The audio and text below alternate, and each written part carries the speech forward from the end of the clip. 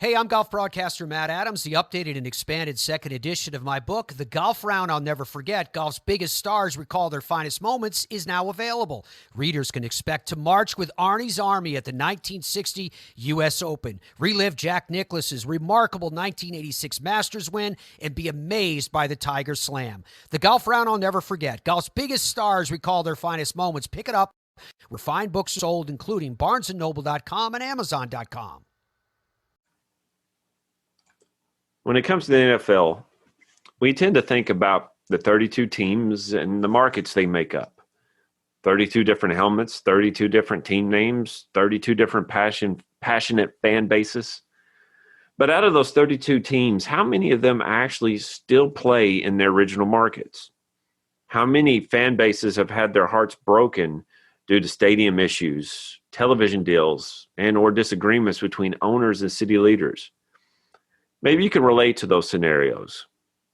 My team, the Tennessee Titans, didn't begin in Nashville. Instead, they began in Houston, came to Memphis, and finally landed in Nashville. But even then, there was talk a few years ago about the Titans actually moving to Oakland to fill the gap that the Raiders would make when they moved to Las Vegas. The NFL is a living, breathing creature. There are a lot of moving parts involved in this creature, and sometimes those moving parts literally make it to other cities. When I was growing up, I remembered how neat it was to know that the city of St. Louis had two teams in two different sports known as the Cardinals. The football Cardinals played in St. Louis for 28 years. They made the playoffs 3 times and had an overall record of 187 wins, 202 losses, and 13 ties. But due to lack of attendance, success on the field, and an older stadium, the Cardinals ended up moving to Tempe, Arizona in 1988. Today, we are going to talk to a fan of the St. Louis Cardinals. Now, I'm going to let him introduce himself and talk about why he's a fan of those Cardinals. It is a fun interview, and there were several points I had either forgotten about or never knew about the Cardinals' time in St. Louis. If you would like to be part of this podcast, please message me at Jeremy_McFarland on Twitter or on the Facebook page of the Footballers Family. Also, make sure you subscribe to this podcast. And while you're at it, take a look at the rest of the great podcasts on the Sports History Network. Thank you and enjoy this interview. I'd like to welcome everybody back to the Footballers Family podcast. And I have a special guest that's going to talk about an interesting topic. Would you please introduce yourself? Yeah, my name is Bob Underwood, and I live in the St. Louis area and grew up as well as many thousands of other fans rooting for the St. Louis football Cardinals in the mid-'70s.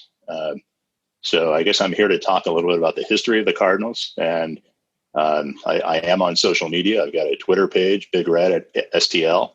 There's a Facebook group with about 3,000 members, and people.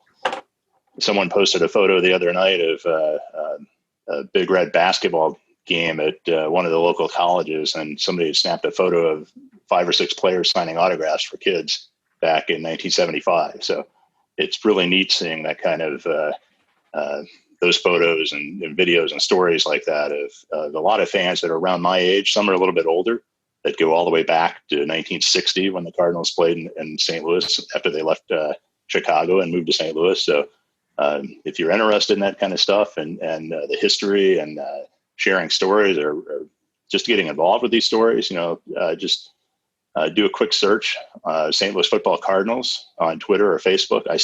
I'm the only St. Louis Football Cardinals page on any social media platform that I've seen. So I've been doing this for about 5 or 6 years. Well, that's impressive. And there's probably a lot of fans that didn't know that the Cardinals played first off in Chicago and then played in St. Louis. And what I understand about that is that I think it was the Bidwells at the time. They knew they couldn't compete with the Bears. Can you tell us a little bit how they got to St. Louis? Yeah, so there's, I get kind of disappointed. You see a lot of people talk on these football groups and about the Cardinals, St. Louis stealing the Cardinals from Chicago. The Cardinals were owned by Charlie Bidwell, and they won a championship in 1947 in Chicago. They appeared in the 1948 championship game and lost. And Charlie passed away before the 1947 season, and his wife, Violet Bidwell, she became the first professional female owner. And she took over the team and remarried a couple of years later. And in the 1950s, the Cardinals were really in the dumps. They had financial trouble. They went through a lot of head coaches, a lot of quarterbacks. And Chicago could support two football teams. But the problem was television started back in the mid to late 50s. And there was always a blackout in Chicago. So when the Bears played on the road and the Cardinals were playing at home, the Bears games couldn't be televised. So there was a big issue with the two teams playing in Chicago. The commissioner, Bert Bell, at the time, he pretty much stepped in and told George Halas of the Bears and Violet Bidwell and her husband, Walter Wolfner, for them to figure it out, that one of them had to leave. And each offered the other $500,000 to leave Chicago. And the Cardinals felt like they should be allowed to stay because they had been there since 1920. They were the older team. And the Bears, they had the fans, they had high attendance, and Halas wasn't going anywhere. So eventually some things happened. St. Louis almost landed an expansion team while the fighting was going on. The AFL came into play. They visited St. Louis in 1960, and they were planning on putting a team in St. Louis that were going to start play in the fall of 1960, the inaugural season of the AFL. And the NFL got a little nervous. So Pete Rozelle was the new commissioner, and Walter Wolfner and Violet Bidwell decided they were going to leave and move to St. Louis. And Pete Rozelle approved that in 1960. I think it was March 13th, 1960. And the Cardinals started playing that fall in St. Louis. Now, you said you started following them in the 70s. Were you raised in the St. Louis area? Yeah. So is that? Yeah, I was raised in the Metro East. I grew up in Illinois. Okay. So probably 15 minutes from St. Louis. Is that why you started following them? Absolutely. I think we still had I still had some friends that liked the Cowboys for whatever reason. There's Cowboy fans everywhere. But we hated the Cowboys and still do. That was a big deal last night. I don't necessarily follow the Arizona Cardinals anymore, but them beating Dallas last night really, that was a big deal, for Cardinal fans. So, and the way they beat them as well. So that's how I got involved. It was probably 1974. That was a good year to start following them. They won the NFC East. They appeared in the postseason for the first time since 1948, when they appeared in the championship game back then. Don Coryell was the coach. They had all kinds of stars: Terry Metcalf, Jim Hart, Mel Gray, Jackie Smith was still on the team. So that's how I got involved with rooting for the Cardinals. And me and my friends all had someone posted a photo on Twitter. You may have seen it of their Sears catalog Jim Hart jersey and football helmet, the little uniforms you could buy back in the 70s out of Sears or JCPenney. And that led to everyone, including myself. I had the jersey and the helmet. I dressed up as Jim Hart for Halloween. I think I had a broken arm, had my arm in a sling. So I posted that, and everybody else started posting photos from when they were kids back in the 70s. So you say you don't follow the Cardinals as much anymore? No, I mean, to be honest, when they left, I was pretty much done with them. And it kind of coincided. I had just graduated high school in 1985, and I had left for the Navy. So when they actually left, I wasn't living here any longer anyway. So it still stung, but the last couple of years they were here, I was gone. So, and I started following some other teams. Obviously, when the Rams came here, I was a big fan of the Rams.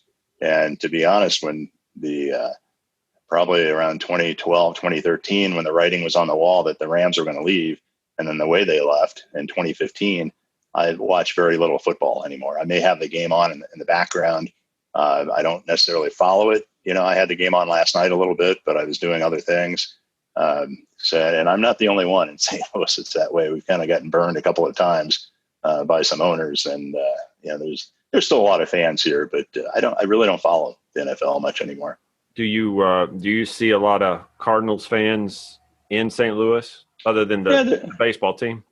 Yeah, there's still some. There's I would say most of them on on the social media groups are from Arizona, though. They just want to know a little bit more about the history of the team. There's a really good group on the Chicago Cardinals as well. If you can get that guy on your podcast, he could go through, when the team started in 1920 and, so that would be.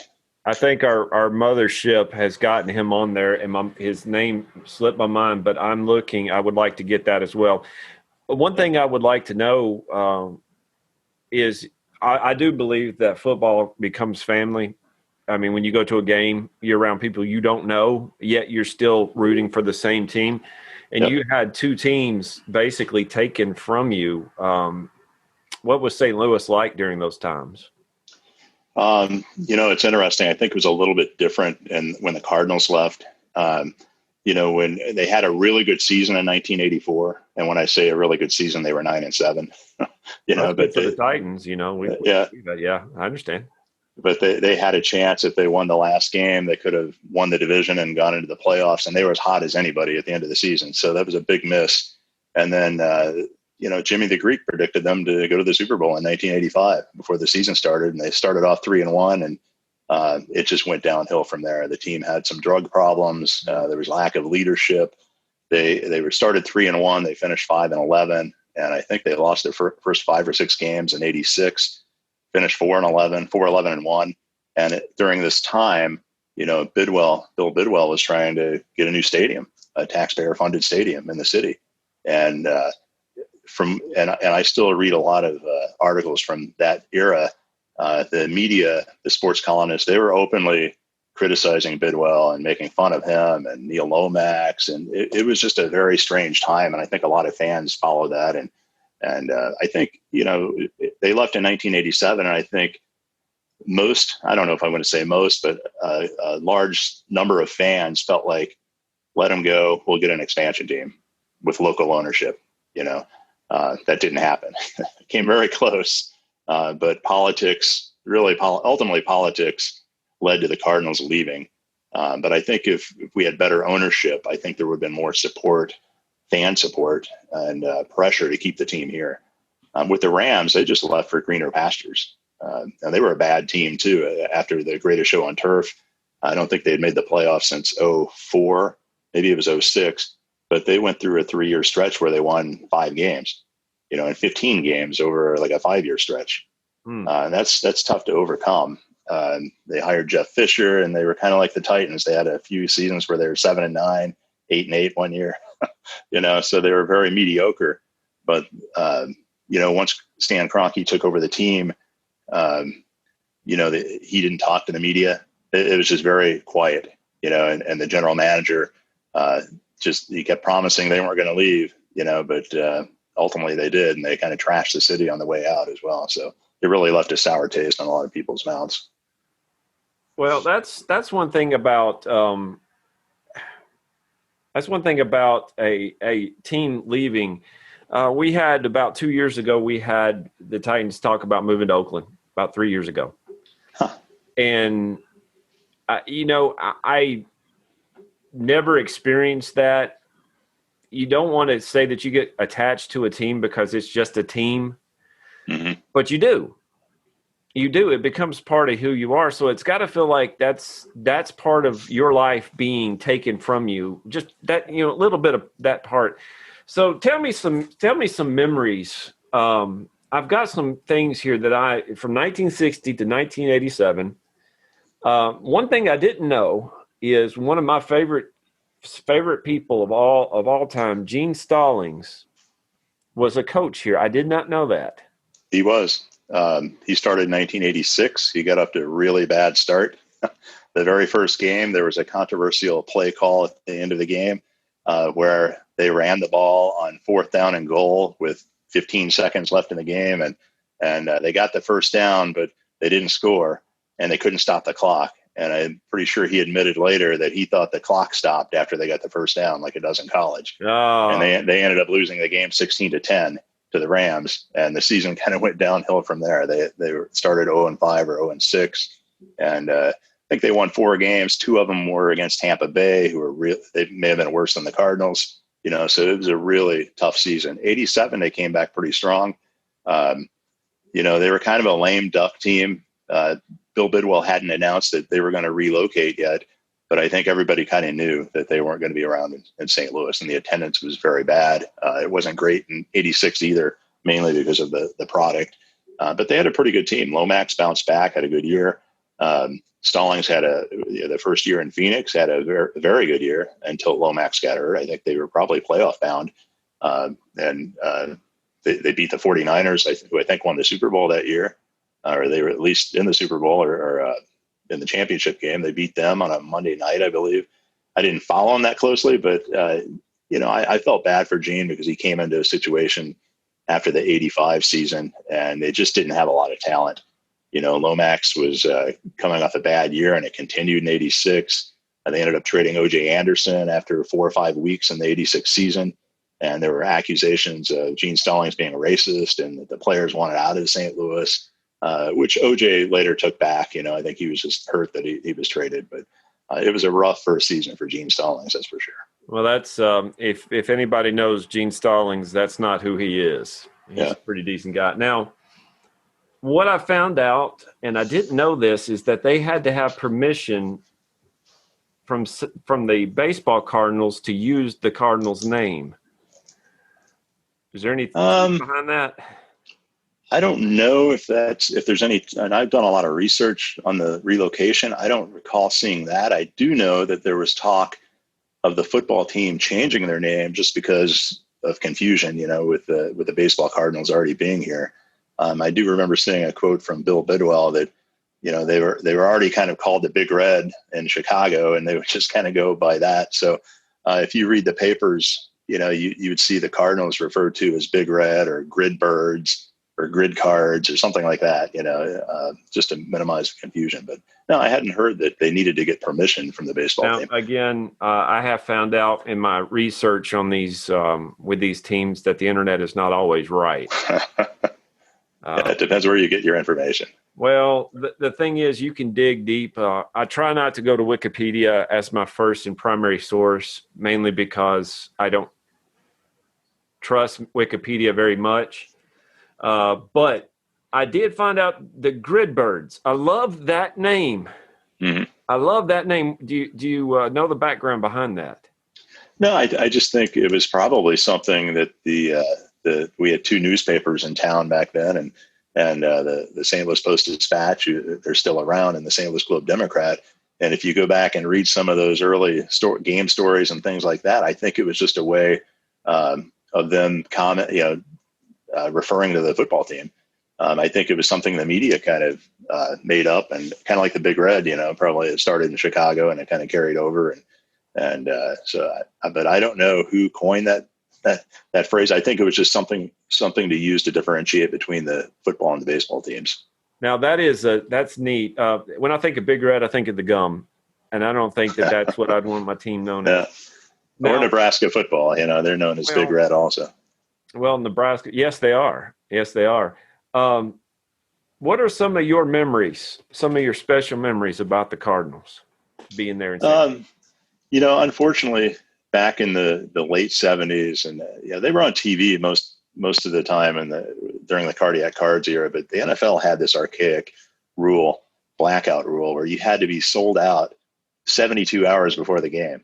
So, it would I remember reading the paper. There was no internet back then, so you'd read the paper. It's like, okay, how many tickets are left? Before noon on Thursday, and usually a local TV station, CBS, I think they had the games back then.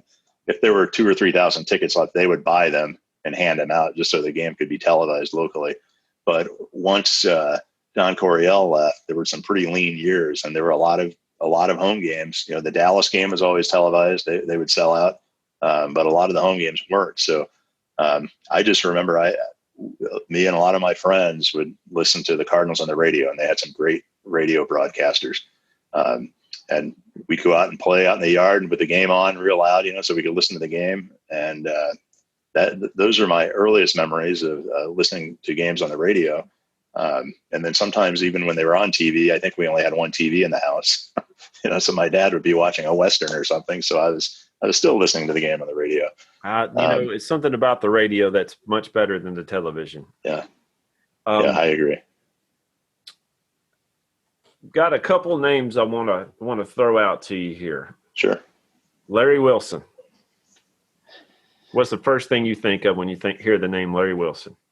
Just tough. The guy, pound for pound, there was nobody tougher, maybe in the history of the game. He was 5'10", maybe at the most. Didn't even weigh 200 pounds, probably 180 pounds. He would get run over at times, but, he would remember and he'd pay these guys back. A lot of people say he was the inventor of the safety blitz. The Cardinals actually had a defensive coordinator that kind of came up with the safety blitz. And once they got Larry Wilson, I think in 1961, they started using that blitz. And he just ran it to perfection. Even if he didn't get the quarterback sack, he was in the backfield just creating havoc on the quarterback. So forcing turnovers. He just passed away a few weeks ago. Yes, he did. And so I can't remember his age now, early 80s, I guess. And they actually had the funeral here in St. Louis probably 2 or 3 weeks ago. But I can't say he was my all-time favorite Cardinal because I never saw him play, but I've seen a lot of video. The famous video of him intercepting a pass with 2 broken hands. He had casts on both hands. Yes. Intercepted a pass in 1965 and returned it down to the 2 or 3 yard line, which led to the winning touchdown. Just a lot of stories like that are unbelievable. Did you? And I think he had no teeth too, so he pretty much was. Yeah, he lost his teeth pretty early, and if you see some photos, if you just do a search on the internet, you'll see a lot of times where you can tell he doesn't have any teeth in his mouth when he played. I actually, of all things, I found one of his cards at a card show and had to buy it because he was grinning. Yeah. He had nothing there. But if I read it correctly, he was the general manager at one point. He was. That was one of the things with the Cardinals is, Bill Bidwell is much maligned here for being a poor owner, and he was. By all accounts, though, there was a great guy, very charitable. But as far as running the football team, when he took over the team from his brother, him and his brother Stormy, they were co-owners, and he bought him out in 1972. Yeah, but before that, Bill was he was the one signing contracts with the players, and he hired a guy named Joe Sullivan who he started doing the contracts in the early 70s all the way up to into the mid 80s or so, early 80s. But Larry Wilson was director of player personnel. I think he helped with a draft for a little while when he first started. But the Cardinals never really had a true general manager until 1988. I guess it was 88 that one of the first things Bidwell did when they moved to Phoenix was hire Larry Wilson as the general manager. So that was the first general manager that the Cardinals ever had. So they never really had one while they were in St. Louis. Well, they never had a football guy. They picked a good one with that. Don Coryell. Don Coryell. Impression. Just really an offensive genius.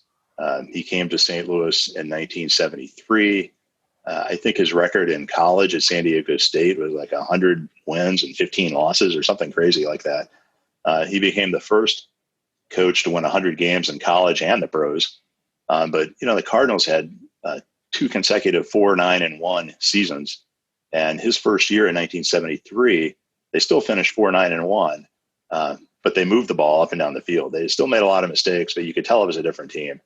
And then in 74, they win 11 games, come out of nowhere and win the division and make the playoffs. Same thing in 75.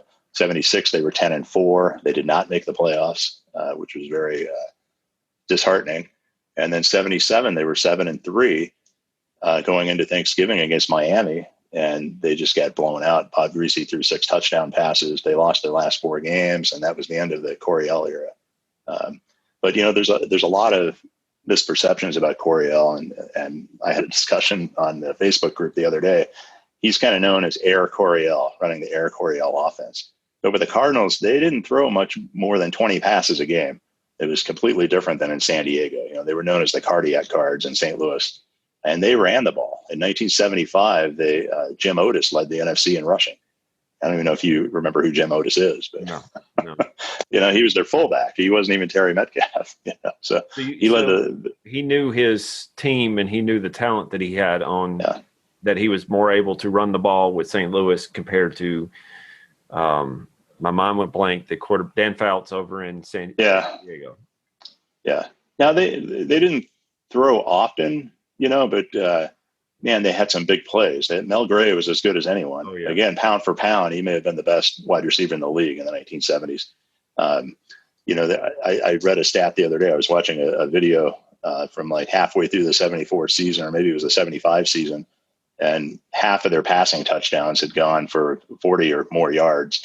And, Mel Gray averaged almost 20 yards a catch his entire career. Good gracious. So they had some big play. Jim Hart had a big arm. They had some big play wide receivers. Ike Harris showed up later in the 70s, and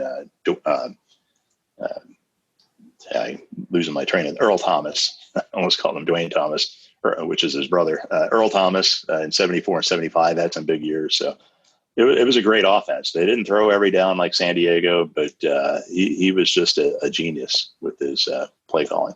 So if I gave you a piece of granite and a chisel and said, make your Mount Rushmore of St. Louis Cardinals, who would they be? Who would be your Well, you'd have to start with Larry Wilson. And so Mount Rushmore, is that 4 or 5? Well, they were going to make 5, but it just didn't work out. So we're going to go with how many you can put up on there. Well, I would go with the 4 Hall of Famers and Jim Hart. That's who I would go with. O.J. Anderson would be very close as well. He's right there with Jim Hart, I think.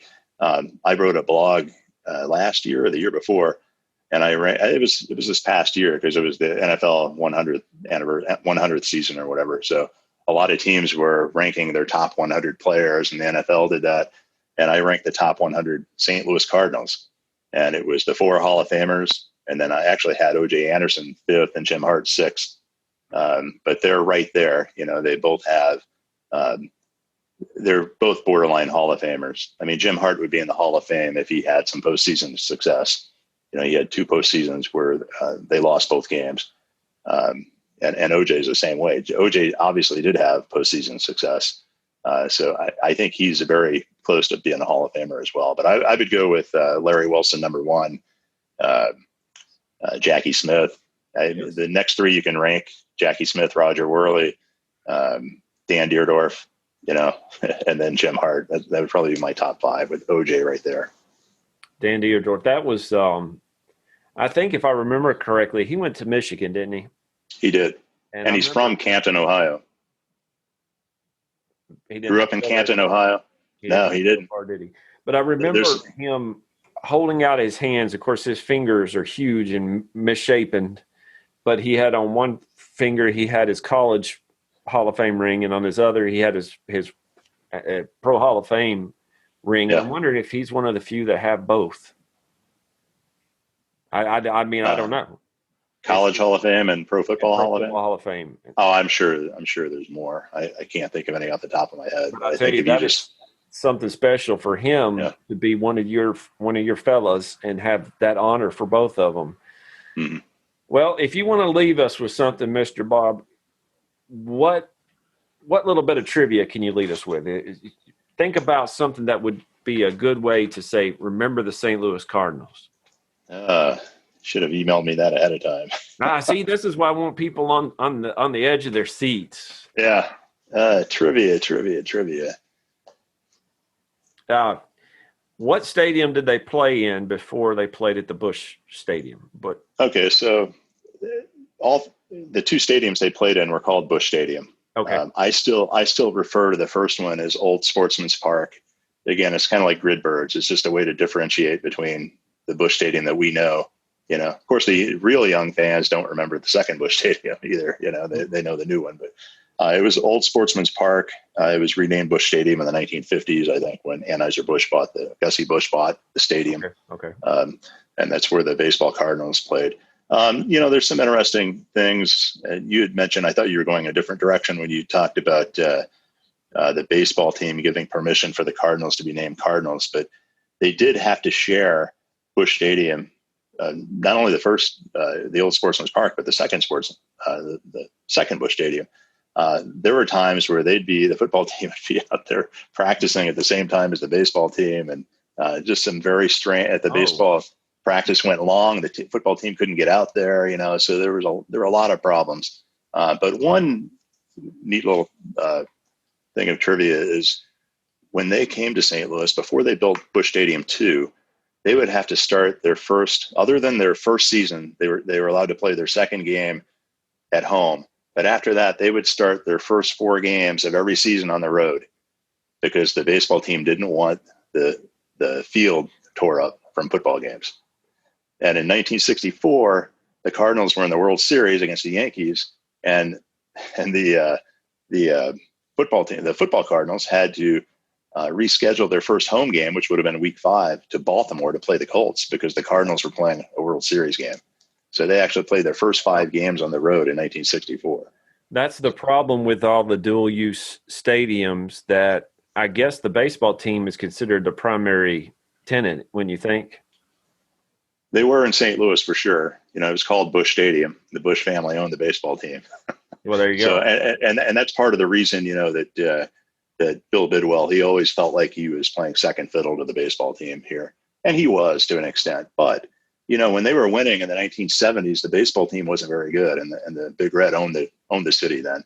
A lot of the problems Bill brought upon himself. He wasn't very good with PR, didn't like to give interviews. He was kind of socially awkward, and didn't get along with the politicians and the big businessmen in St. Louis.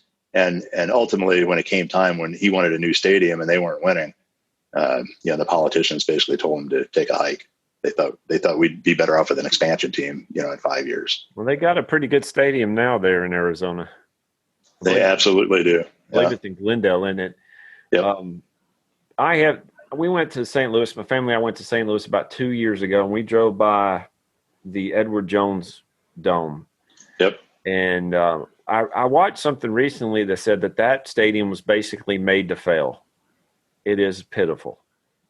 I don't know if it was made to fail, but when they built it, the design was already 10 years old.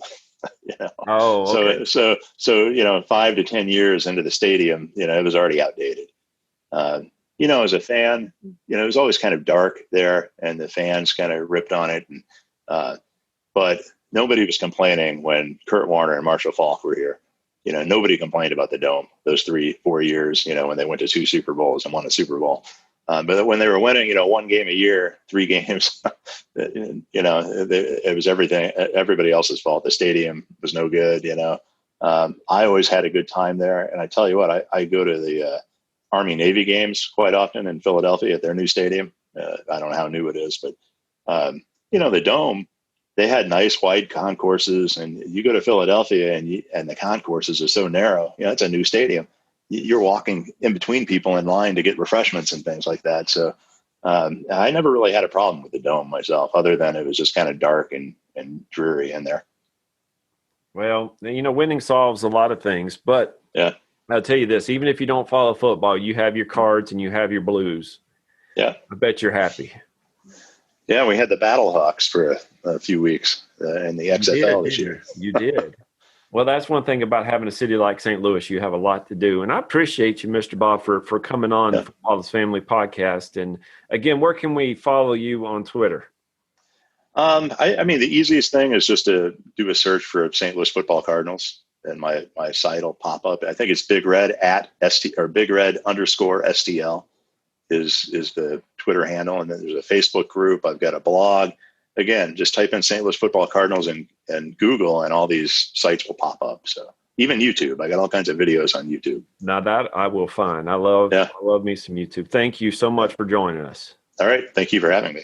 And thank y'all for listening to Footballers Family Podcast. This podcast is part of the Sports History Network, your headquarters for the yesteryear of your favorite sport. You can learn more at sportshistorynetwork.com.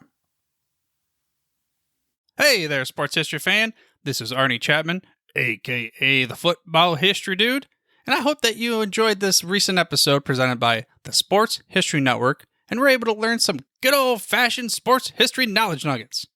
I started the Sports History Network back in 2020 with the mission to help podcasters find a community of like-minded sports history nerds, as well as helping aspiring podcasters to start their own shows.